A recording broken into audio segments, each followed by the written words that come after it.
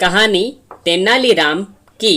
राजा कृष्णदेव राय के शासनकाल में उनके साथ तेनालीराम जैसे विद्वान रह करते थे। तेनालीराम अपनी तीक्ष्ण बुद्धि और समझदारी के कारण चारों तरफ प्रसिद्ध थे। कृष्णदेव राय को भी अपने दरबार का हिस्सा तेनालीराम पर बहुत गर्व था।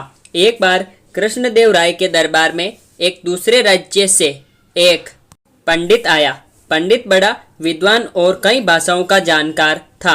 दरबार में आकर पंडित ने कृष्णदेव राय से कहा, महाराज, मैंने सुना है कि आपके दरबारी काफी बुद्धिशाली हैं और हर प्रश्न का सही उत्तर दे देते हैं। कृष्णदेव राय के मुख पर एक बड़ा स्मित आया। उन्होंने तेनालीराम की तरफ देखकर गर्व से कहा, इस बात में कोई शंका नहीं है।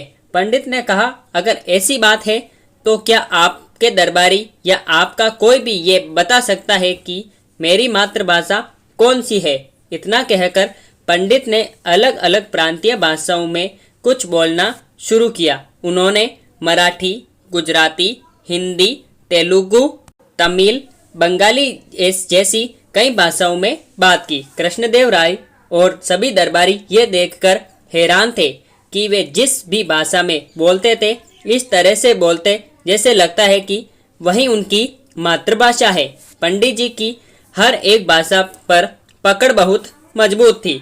सिर्फ उन्हें सुनकर कोई भी ये नहीं बता सकता था कि उनकी मातृभाषा कौन सी है। कृष्णदेव राय और सभी दरबारी जब इस प्रश्न का उत्तर दे नहीं पाए तब कृष्णदेव राय ने बड़ी उम्मीद से तेनालीराम की तरफ देखा। तेनालीराम ने कहा, मुझे कुछ दिनों की मोहलत दे दीजिए, मैं इस प्रश्न का उत्तर जरूर दे दूंगा। जब तक आप पंडित जी को हमारे राज्य में अतिथि की तरह रहने का आमंत्रण दीजिए और मेरी इच्छा है कि मैं इतने विद्वान पंडित जी की कुछ दिनों तक सेवा करूं। कृष्णदेव राय ने पंडित जी को अपने राज्य में मेहमान की तरह रहने के लिए कहा। पंडित जी मान गए।